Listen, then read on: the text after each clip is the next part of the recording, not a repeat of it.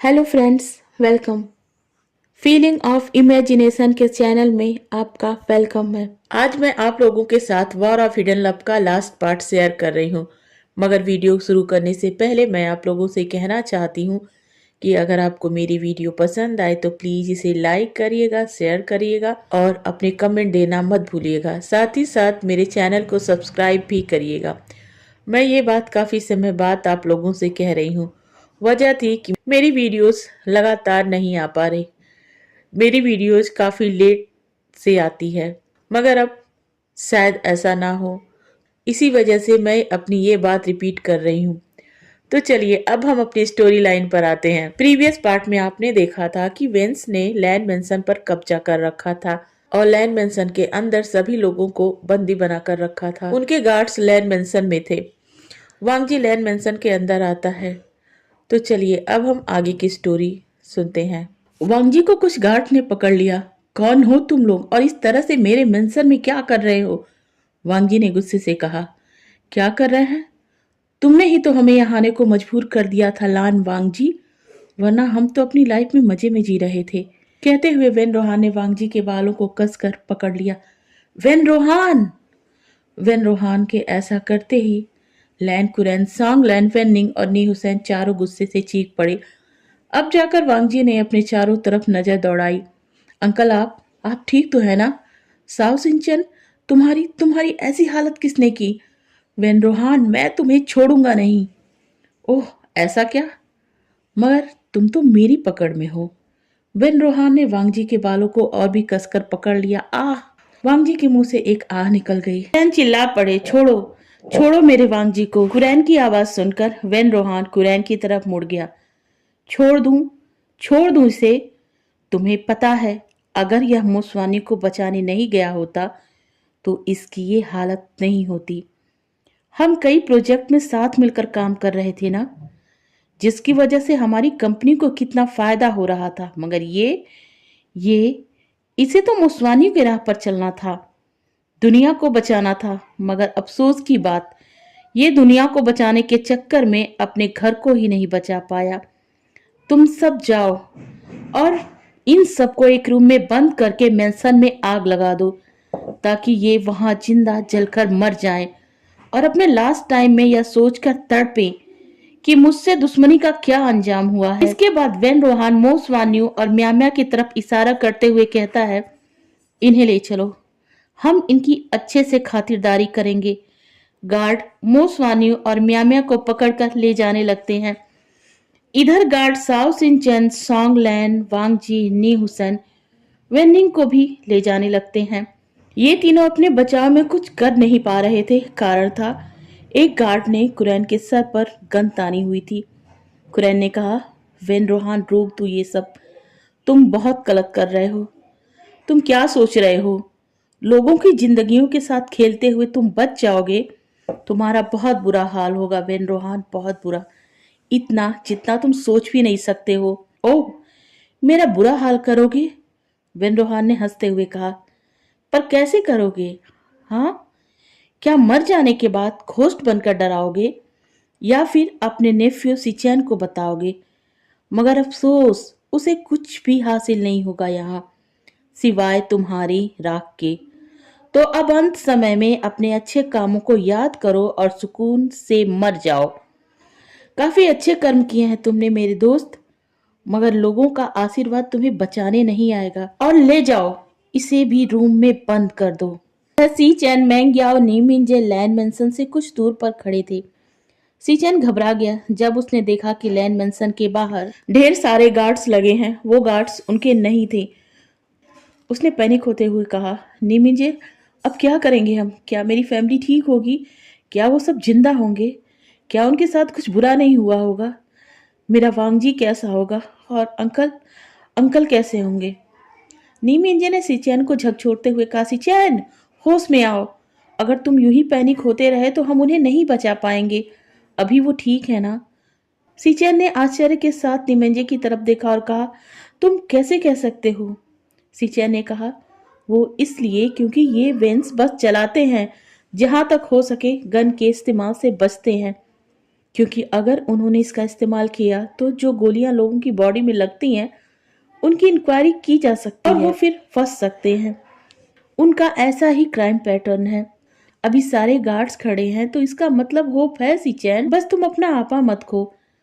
हमें अब देर नहीं करनी है। और नीमिंजे अपने एक कमांडो को इशारा करता है। इसके बाद फिर क्या था, नीमिंजे के स्पेशल कमांडो फोर्स के मेंबर लैन मेंसन को घेर लेते हैं। यह काम इतनी सावधानी के साथ किया गया था कि वेन रोहान के किसी भी गार्ड्स को इसकी भनक नहीं मिलती है। दूसरी बार जब नीमिंजे ने इशारा किया तो सभी गार्ड्स एक साथ वेन रोहान के गार्ड्स पर अटैक कर देते हैं। उनका अटैक इतना जबरदस्त था कि वेन रोहान के गार्ड्स एक बार में ही ढेर हो गए। नीमिंजे जब देखते हैं कि बाहर कोई गार्ड्स नहीं बचा है तो वह अपने गार्ड्स को मेंसन के अंदर जाने का इशारा कर देते हैं और खुद भी मेंसन के अंदर की तरफ दौड़ पड़ते हैं। उनके साथ ही सी चैन और मैंग्याओ भी मेंसन की तरफ दौड़ने लगते हैं। मेंसन के अंदर तीनों को पहुंचने में कोई प्रॉब्लम नहीं होती है क्योंकि नीमिंजे के गार्ड्स ने बहुत ही सावधानी के साथ मेंसन में पहुंचकर उनके रास्ते को आसान बना दिया था। मगर जैसे ही उनके कदम मेंसन में पड़ते हैं वह हैरान हो जाते हैं। नीमिंजे ने सिचैन का हाथ पकड़ लिया और मेंग्याओ को भी धीरे से अपनी तरफ आने का इशारा किया। अलग अलग डायरेक्शन में जाकर छिपने की जगह ढूंढते हैं। मैंग्याओ खुद भी कमांडो की ट्रेनिंग ले रखी थी तो उसे ज्यादा प्रॉब्लम हो नहीं रही थी। उसने खुद को एक ऐसे काउच के पीछे छिपा लिया जिस पर किसी की इस वक्त नजर नहीं पड़ रही थी। चूंकि उस वक्त वेन रोहान के गार्ड्स सभी को रूम में ले जा रहे थे और वेन रोहान खुद भी एक काउच पर बैठा था और उसके बगल में दो गार्ड्स खड़े थे। साथ में दो गार्ड्स मोसवानियों और म्याम्या पर गन ताने खड़ी थे। तभी अचानक से नीमिंजे सिचैन को वेन रोहान के सामने जाकर खड़े होने के लिए कहते हैं। सिचैन तुरंत ही वेन रोहान के सामने जाकर खड़ा हो गया।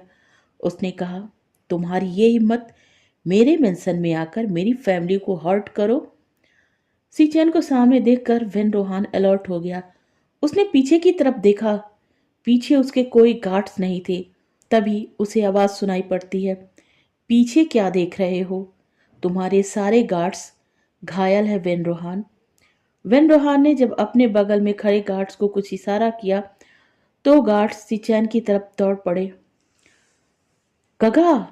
वांगजी चीखा, मगर सिचैन अपनी जगह से नहीं हिलते हैं। दोनों गार्ड्स ने सिचैन को पकड़ लिया। वेन रोहान ने कहा, अब क्या कहना चाहते हो लैन सिचैन?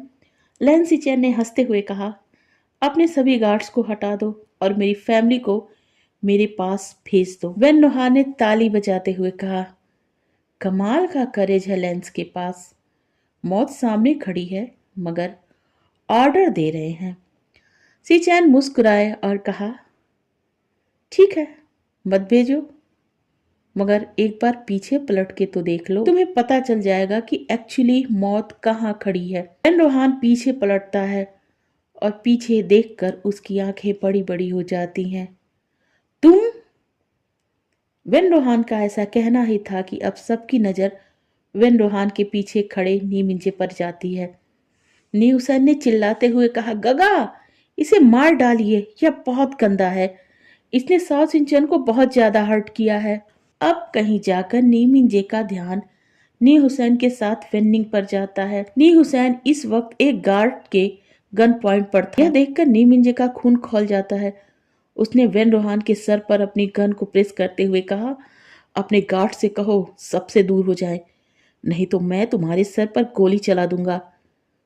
दूर हट जाओ सबके सब। नीमिंजे की बात सुनने के बाद वेन रोहान ने चिल्लाते हुए कहा। वेन रोहान का कहना ही था कि सारे गार्ड्स उससे दूर हो जाते हैं और जैसे ही वह दूर होते हैं उनकी जगह नीमिंजे के गार्ड्स ले लेते हैं। वेन रोहान हैरान हो जाता है। अब वेन रोहान के गार्ड्स के सारे वेपन ले लिए जाते हैं। इसके बाद नीमिंजे बगैर किसी इंफॉर्मेशन के वेन रोहान को वहीं शूट कर देते हैं। When Rohan on the spot मारा जाता है और उसके गार्ड्स वेन रोहान के गार्ड्स को घायल कर देते हैं। सभी के चेहरे पर खुशी लौट आती है। वांगजी दौड़ते हुए साओ सिंचैन के पास आता है, उसे अपनी बाहों में उठाकर काउच पर बैठाता है। नी हुसैन दौड़ता हुआ नीमिंजे को गले लगा लेता है। मेंग्याओ और म्याम्या एक दूसरे को हक करते हैं। वेनिंग सॉन्गलैंड को संभाल रहा था। तभी कुछ ऐसा हुआ जिसकी किसी ने भी कल्पना नहीं की थी। उस मेंशन में एंट्री होती है वेन चाओ की। उसके साथ वेन जूलियो और गार्ड्स भी थे। वेन चाओ नीमिंजे के गार्ड्स को घायल करके अंदर आ गया था। उसकी नजर जब वेन रोहान पर जाती है तो उसका खून खौलने लगता है। फादर! वह चिल्लाता है और दौड़कर अपने फादर को गोद में उठा लेता है। गुस्से से कहता है, अटैक! अब वहां लड़ाई छिड़ जाती है। गार्ड्स एक दूसरे को मारने लगते हैं। अभी फाइट चल ही रही थी कि अचानक से वेन जूलियो वांगजी के सर पर गन तान देता है। रुक जाओ सब के सब! वेन जूलियो चिल्ला पड़ता है। नीमिंजे के गार्ड्स रुक जाते हैं। वांगजी कहता है, नीमिंजे काका मत रुकिए, अपने गार्ड्स को इन सबको यही खत्म करने के लिए कहिए। मैं मर भी गया तो कोई बात नहीं। वांगजी का यह कहना ही था कि उसके कानों में गुस्से से भरी आवाज आती है, गगा आपकी हिम्मत भी कैसे हुई ये कहने की।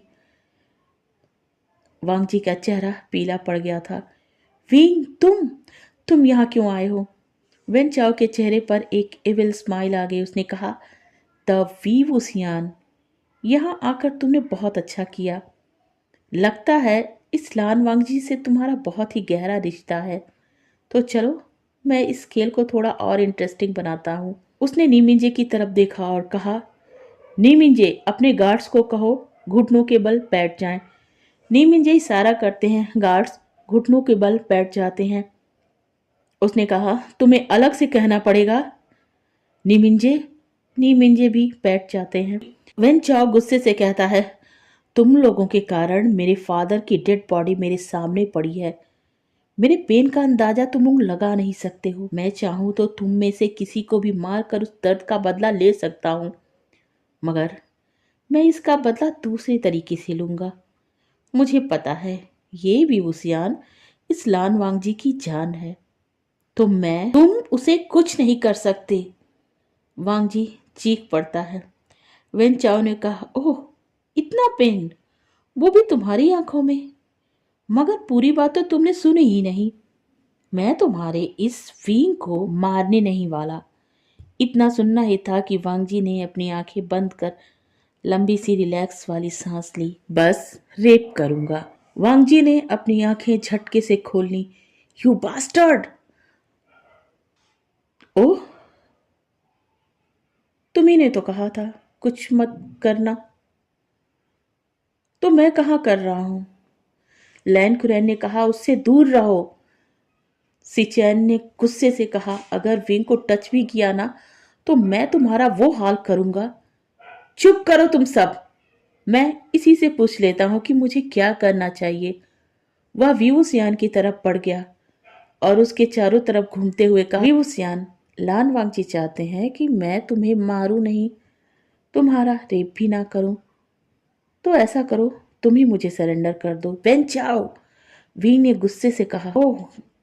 वेन चाओ ने हंसते हुए कहा, इतना गुस्सा ठीक नहीं है विभूसियान। ठीक है, मत करो। फिर वह एक गार्ड्स की तरफ घूर कर देखता है, बोलता है, चलो सूट करो वांगजी को। नहीं, तुम ऐसा नहीं कर सकते हो। विंग चिल्लाया, मैं कर सकता हूं अगर तुम मेरी बात नहीं मानोगे। वी उसियान घबरा गया। उसने कहा, ठीक है, जो चाहे वो कर सकते हो। अरे वाह, तुमने तो मेरी बात कितनी जल्दी मान ली। Good boy. मैं हमेशा से तुम्हारे साथ ये करना चाहता था, पर आज मेरी ये हसरत भी पूरी हो गई। और जब मैं तुम्हारे लवर के सामने ये सब करूँगा तो बड़ा मजा आएगा, और इन सबको तड़पता देखकर मेरे फादर की आत्मा को भी शांति मिलेगी। कहकर वह सब लोगों की तरफ एक नज़र देखता है। रुक जाओ वेन चाओ! वेन चाओ ने उस डायरेक्शन में अपने आप को घुमाया जिधर से वह आवाज़ आ रही थी। तुम्हें डायरी चाहिए ना? मैं दे देता हूँ, छोड़ दो उसे। मैं तुम्हारी सारी बातें मानने को तैयार हूँ, छोड़ दो उसे। मोसवान्यू बड़ी मुश्किल से बोल पा रहा था। चाओ ने कहा, अरे मैं तो भूल ही गया, यहाँ विवोसियान के एक नहीं दो दो लवर्स हैं, एक पास्ट एक प्रेजेंट। पर अफसोस की बात कि दोनों ही उसके काम नहीं आए। अब तो और भी मजा आएगा जब तुम्हारी चीखों से ज्यादा तुम्हारे लवर्स की चीखें निकलेंगी। कहते हुए फेन चाओ ने विवोसियान को कांच पर धक्का दे दिया। वेन चाओ! जी चीख पड़ता है, मैं तुम्हें छोड़ूंगा नहीं। चुप करो, अगर किसी ने आवाज़ निकाली तो मैं इस विभूतियान को ही शूट कर दूंगा। मैं जो करना चाहता हूँ करने दो। कुरैन ने कहा, वेन चाओ छोड़ दो उसे। वांग जी ने कहा, वेन चाओ छोड़ दो उसे। तभी नीमिंजे बोल पड़ते हैं, वांग जी कुछ मत कहो, चलो तमाशा देखते हैं। कुरैन ने गुस्से से कहा, नीमिंजे वो हमारे बच्चे के साथ ये सब कर रहा है और हम तमाशा देखें? मुझे मरना पसंद है, मगर उसे इस हाल में देखकर चुप रहना वो तो बिल्कुल नहीं। चलो चलो वांग जी, सिचेन फाइट करते हैं। मरना होगा ना तो मर जाएंगे। नीमिंजे ने कहा, अंकल वो फाइटर है, इतनी आसानी से उसे कोई छू ही नहीं सकता। आप परेशान मत हो। ने हुसैन ने कहा, वो वो मिस्टर लैन से बहुत प्यार करते हैं गा, वो उनके लिए कुछ भी करेंगे। नीमिंजे ने कहा, तब तो तुमने उसे जाना ही नहीं है। वह वांगजी से प्यार करता है, यह उसकी कमजोरी नहीं उसकी ताकत है। उसे देखते जाओ और हाँ, पल के मत झपकाना। वेन चाओ की मौत को मिस कर दोगे। ने हुसैन पर वांगजी कहाँ संभलने वाला था, वह पैनिक करने लगा। उसने कहा, छोड़ दो मेरे विंग को प्लीज, मुझे मार दो पर उसे छोड़ दो प्लीज। यह कहते हुए उसकी आंखें आंसुओं से भरने लगी थीं। म्या भी पैनिक करने लगी थी। उसने कहा, सब मेरी वजह से हुआ, माफ कर दो विवोसियान, माफ कर दो, सब मेरा दोस्त है। बेनिंग भी रो रहा था। आज पहली बार था जब वह अपने गगा की हेल्प नहीं कर पा रहा था, अपने सर की हेल्प नहीं कर पा रहा था। इधर वेंचा विंग के ऊपर आ गया था। वह विंग के शर्ट के बटन को ओपन करने लगा। के शर्ट के 2 बटन्स को ओपन कर दिया और ये सीन वांगजी से बर्दाश्त नहीं हो पा रहा था। वह वेन जूलियो की कलाई को पकड़ लेता है। ठीक उसी समय वेन चाओ चीख पड़ता है, आ! तो सियान उसे धक्का देकर उसके ऊपर से उठ जाता है। इधर वेन जूलियो की कलाई अब वांगजी के हाथों में थी। नीमिंजे सिचुएशन का फायदा उठाते हैं और गार्ड्स फिर फाइट करने लगते हैं। इस बार वेंचाओ के गार्ड्स हार जाते हैं। वांगजी विंग की तरफ देखता है। वह वेन जूलियो को धक्का देकर विंग की तरफ दौड़ता है और विंग को गले लगा लेता है। विंग वांगजी को हक बैक करते हुए कहा, गगा मैं ठीक हूँ। वांगजी ने कहा, सॉरी विंग, मैं तुम्हें सेव नहीं कर पाया। विंग ने हंसते हुए कहा, गा आप भूल गए हैं, आपका विंग इतना कमजोर नहीं है कि इस जैसे के हाथ में आ जाए। देखिए इसे ध्यान से। अब जाकर वांगजी का ध्यान वेंचाओ पर जाता है जो दर्द से तड़प रहा था। वांगजी ने क्वेश्चनिंग लुक से विंग को देखा। विंग समझ गया वांगजी क्या पूछना चाह रहा है। उसने कहा, कुछ नहीं गा, बस इसका प्राइवेट पार्ट काट दिया मैंने। और हंसने लगता है। एक आवाज आती है, विभूसियान! और सब उस आवाज की तरफ देखते हैं। वह आवाज थी कुरैन की, जो इस वक्त विभूसियान की बाहों में था। उसे गोली लग गई थी। अब जाकर सबका ध्यान वेन जूलियो की तरफ आता है। वेन जूलियो ने विवुसियान पर गोली चलाई थी, मगर कुरैन उसे ऐसा करते देख लेते हैं और उसे बचाने के लिए विवुसियान को आकर हक कर लेते हैं और गोली उन्हें लग जाती है।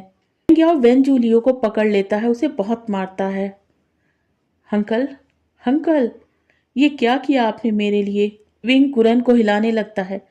सिचन दौड़ कर आते हैं। वांगजी इन्हें बाहर ले चलो, एम्बुलेंस बाहर ही है। विंग इस वक्त बेहोश हो चुका था। म्या भी बेहोश थी। सभी को बाहर ले जाया जाता है। सब कुछ कंट्रोल में था। नीमिंजे अपने गार्ड्स को इशारा करते हैं। वेन रोहान, वेन चाओ, वेन जूलियो और मरे हुए गार्ड्स की डेड बॉडी को वहां से लेकर बाहर जाया जाता है। थोड़ी ही देर में सब ओटी के बाहर खड़े थे। कुरैन का ऑपरेशन चल रहा था। बाहर विंग और वांगजी रो रहे थे। साओ सिंचन की भी ट्रीटमेंट चल रही थी। थोड़ी देर बाद जब डॉक्टर बाहर आते हैं तो सिचन उनसे पूछते हैं। डॉक्टर बताते हैं ऑपरेशन सक्सेसफुल हुआ। सिचन राहत की सांस लेते हैं और वांगजी को संभालते हैं। 2 दिन बाद कुरैन को होश आता है। कुछ दिन तक उन्हें हॉस्पिटल में रखा जाता है, मगर हॉस्पिटल में कुरैन से मिलने सब कोई आता है, विंग नहीं आता है। कुरैन सबसे ये बात पूछते हैं, मगर कोई कुछ नहीं बताता है। कुछ दिनों बाद उन्हें मेंशन में जाने के लिए अलाउ कर दिया जाता है। इस बीच पूरे मीडिया वालों को बुलाकर वेन कंपनी का पूरा काला चिट्ठा खोल दिया जाता है। मिस्टर मो और जिन में सारी गलतफहमियां दूर हो जाती हैं। मेंग याओ और म्या की मैरिज भी फिक्स हो जाती है। इस बीच कुरैन से मिलने भी विंग नहीं गया था। कुरैन कई बार विंग के बारे में पूछते हैं मगर कोई कुछ नहीं बताता है। आज मोस्वानियो और म्या की मैरिज थी। मैरिज के दिन सभी पार्टी हॉल में इकट्ठा होते हैं। विंग को भी बुलाया जाता है, विंग भी वहां आता है। गोली लगने के बाद से आज पहली बार कुरैन ने विंग को देखा था। कुरैन विंग के पास आते हैं और पूछते हैं, वीवोसियान क्या हुआ? तुम मुझसे मिलने क्यों नहीं आए? क्या मुझसे कोई गलती हुई है? विंग की नजरें झुकी हुई थी। उसने धीरे से कहा, आपने मुझे बचाने के लिए खुद की जान दांव पर लगा दी। अगर आपको कुछ हो जाता तो मैं क्या करता? मैं डर गया था।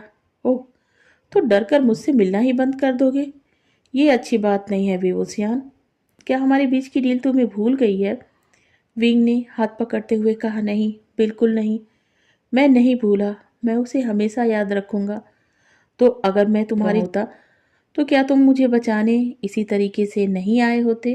तब तो तुम मेरी जगह होते। इसी वजह से मैंने तुम्हें बचा लिया। विंग कुछ नहीं बोलता है। इसके बाद वांगजी की तरफ देखते हुए कुरैन स्माइल करते हैं और कहते हैं, मैं नहीं चाहता था वीवोसियान, मेरा वांगजी भी पूरी लाइफ मेरी तरह अपने प्यार के बिना अकेला जिए। कहकर वह वीवोसियान के सर पर हाथ फेरते हैं। इस पर विंग पाउटी सा लिप्स बनाकर कुरैन की तरफ देखते हुए कहता है, मगर अब इसका कोई फायदा नहीं है अंकल। क्यों? कुरैन ने पूछा। क्योंकि गगा मुझसे नाराज हैं और मुझसे बात ही नहीं कर रहे हैं। उन्होंने मुझे अकेला छोड़ दिया है। कुरैन ने कहा, ओह, अभी बताता हूँ। तभी कुरैन ने सिचैन को बुलाया और कहा, सिचैन, वांगजी को यहाँ पर लेकर आओ। सिचैन जाते हैं और वांगजी को कुरैन के सामने लाकर खड़ा कर देते हैं। कुरैन ने गुस्से से वांगजी की तरफ देखा और कहा, वांगजी, ये क्या है? तुम वीवूसियान से बात नहीं कर रहे हो? उसे तुमने अकेला छोड़ दिया है। वांगजी ने कहा, अंकल, मैं इससे कभी बात नहीं करूंगा। यह मुझे छोड़कर जाने की सोच रहा था और इसने मुझे प्रपोज भी नहीं किया है। ये गलत बात है। कुरैन ने कहा, ओह, तो ये बात है। उसने विंग की तरफ देखा जो कि अपना सर झुकाकर वहीं उनके बगल में खड़ा था। ये गलत बात है विंग, तुम इसे अकेला छोड़कर क्यों जा रहे थे? चलो इसे सॉरी कहो। विंग वांगजी से सॉरी कहता है। वांगजी कुछ नहीं बोलता है। विंग ने फिर कहा, देखा अंकल, वो अब भी मुझसे बात नहीं कर रहे हैं। कुरैन ने कहा, तुमने उसे प्रपोज किया? वेवोसियान ने कहा, उन्होंने किया था, मैंने एक्सेप्ट कर लिया। कुरैन ने वांगजी की तरफ देखा। वांगजी ने कुरैन की तरफ देखते हुए कहा, अंकल, ये वेवोसियान है और अगर कहीं इसने कहा मैं गे लोगों को पसंद नहीं करता हूँ तो मैं कहाँ जाऊँगा? तभी सॉन्गलैंड और साओ सिंचैन दोनों वांगजी के आगे आकर खड़े हो जाते हैं और विंग को घूर कर देखने लगते हैं। नी हुसैन ने कहा, वीगा, प्रपोज कर दीजिए ना। देखिए, म्या की मैरिज हॉल में इतने सारे लोग हैं तो मिस्टर लैंड का डर भी खत्म हो जाएगा ना। तभी वेनिंग भी आकर कहता है, सर, इससे ज़्यादा अच्छी जगह नहीं होगी, आप प्रपोज कर दीजिए ना। विंग ने कहा, ओह, मुझे प्रपोज करना पड़ेगा। वह सॉन्गलैंड और साओ सिंचैन के सामने आता है और कहता है, हटो मेरे गगा के सामने से, मुझे उन्हें प्रपोज करना है। सॉन्गलैंड कहता है, नहीं हटूंगा, पहले हमें सॉरी कहो। वेंग ने कहा, किस बात की सॉरी? सॉन्गलैंड ने कहा, हमें बुली करने के लिए। विंग को रियलाइज होता है कि सॉन्गलैंड किस बारे में बात कर रहा है। वह अपने घुटनों के बल बैठ जाता है और सॉन्गलैंड साओ सिंचैन की तरफ देखते हुए अपना सर झुकाकर कहता है, मैंने तुम दोनों को हमेशा से हर्ट किया है, तुम्हारे रिलेशन पे क्वेश्चन उठाए हैं, तुम्हें बुली किया है। उन सभी चीज़ों के लिए मैं सॉरी कहता हूँ। तुम दोनों मेरे लिए एक आइडियल कपल हो। मैं चाहता हूँ मेरे और गगा के बीच का रिलेशन बिल्कुल तुम ही दोनों के रिलेशन की तरह प्योर हो, अनब्रोकेबल हो। प्लीज़ मेरी सारी गलतियों को भूलकर अपनी ब्लेसिंग्स हमें ज़रूर देना, प्लीज़। विंग की बातों को सुनकर सॉन्गलैंड और साओ सिंचैन के साथ वहां खड़े सभी लोगों की आंखों में आंसू आ जाते हैं। सॉन्गलैंड विंग को खड़ा कर उसे गले से लगा लेता है और उसके साथ साओ सिंचैन भी शामिल हो जाता है। साओ सिंचैन ने कहा, विंग, हम बहुत हैप्पी हैं तुम हमारे वांगजी की लाइफ में आ गए, पर अभी कहाँ? अभी तब आऊँगा ना जब वो मेरा प्रपोजल एक्सेप्ट करेंगे। सॉन्गलैन ने कहा, तो देर किस बात की, चलो अब प्रपोज करो। विंग प्रपोज करने के अंदाज में बैठ जाता है और वांग जी का एक हाथ पकड़कर कहता है, गगा सॉरी आपको हर्ट करने के लिए। क्या आप मुझे अपनी लाइफ में शामिल करेंगे अपने पार्टनर की तरह? मैं आपसे बहुत प्यार करता हूँ गगा। मुझे आप अपनी लाइफ में फ्रेंड की तरह नहीं बल्कि हस्बैंड की तरह चाहिए। प्लीज एक्सेप्ट मी, प्लीज गगा। अब चारों तरफ से आवाज आती है, एक्सेप्ट वांग जी, एक्सेप्ट। वांग जी छोटी से स्माइल करता है और विंग को खींचकर अपने करीब कर सबके सामने किस करने लगता है। सबके सब अपनी बड़ी बड़ी आंखों के साथ हैरानी से वांग जी की तरफ देखने लगते हैं। पूरी मीडिया इस सीन को कैप्चर करने में लगी थी। जब वांग जी और विंग अपना किस कंप्लीट करते हैं तो नी हुसैन विनिंग का हाथ पकड़कर उसके सामने आ जाता है। वह विंग की तरफ देखकर कहता है, अब आपको हमारे रिलेशन से कोई प्रॉब्लम तो नहीं होगी ना? मैं और विनिंग भी मैरिज करना चाहते हैं। विंग ने नी हुसैन के सर पर टैप करते हुए कहा, मुझे पता है। आपको पता है गा? किसने बताया? नी हुसैन ने हैरानी से पूछा। विनिंग ने। विनिंग अपना सर नीचे झुका लेता है।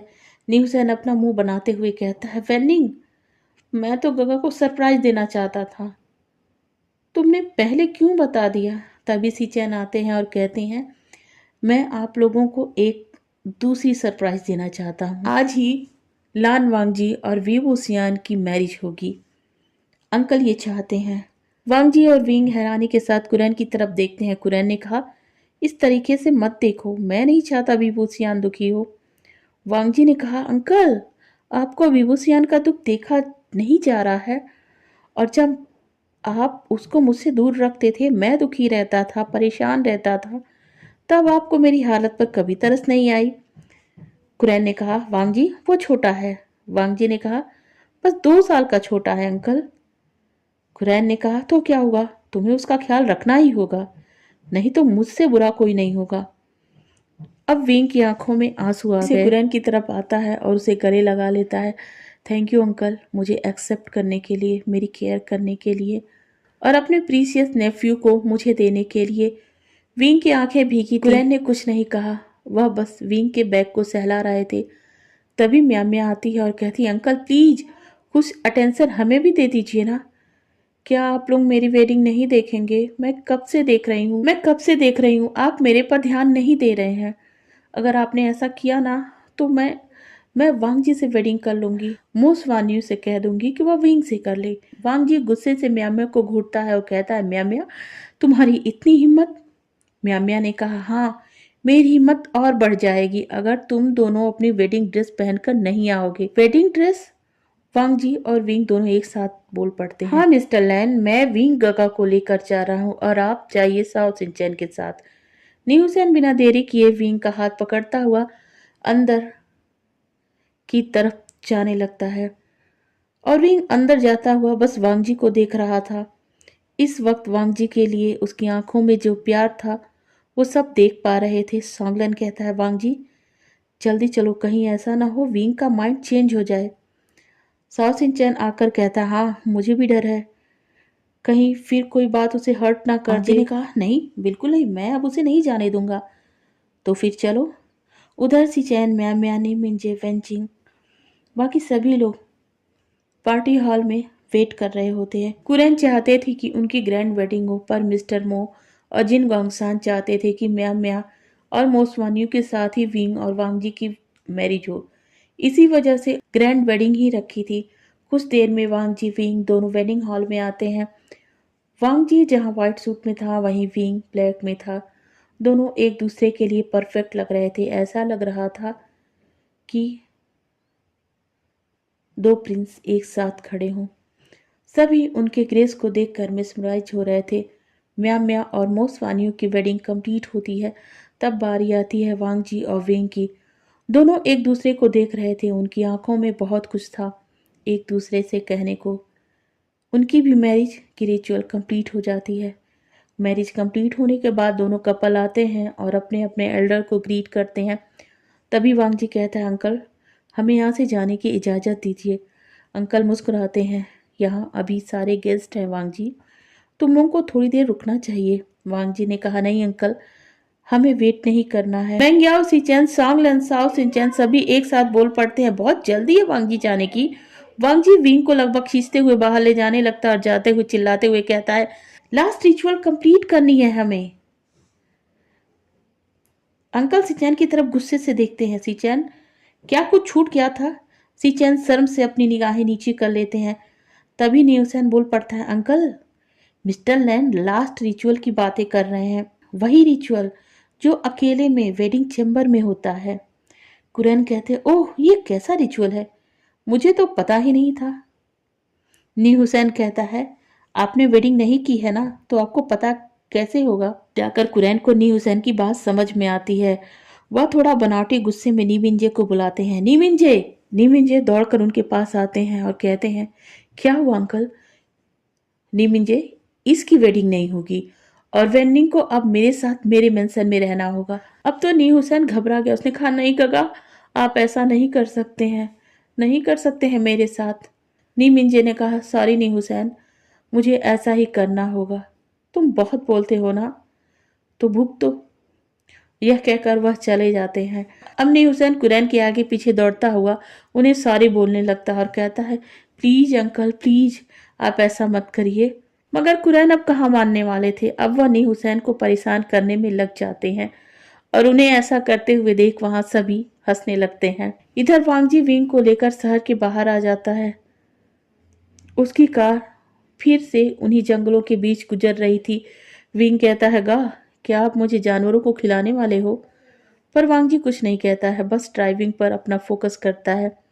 इस वक्त वह बहुत कोल्ड दिख रहा था। उसे देखकर बस यही लग रहा था कि वह कितनी जल्दी अपनी मंजिल तक पहुंच जाए। और अंत में वह वहां पहुंच ही गया। रात का वक्त था। वहां एक खूबसूरत मेंशन रोशनी से चमक रहा था। एक गार्ड आता है। वांगजी कार ओपन करता है। वांगजी पहले खुद उतरता है, फिर विंग को उतारता है। विंग तो उस सफेद मेंशन को देखकर उसे में खो गया था। उसे वह मेंशन सफेद मोती के जैसा दिख रहा था। उसका ध्यान इस वक्त वांगजी पर न होकर पूरी तरीके से मेंशन पर ही था। वांगजी विंग की हालत देखकर स्माइल करता है। फिर वह विंग को अंदर ले जाता है। अंदर का सीन देखकर विंग और हैरान हो गया।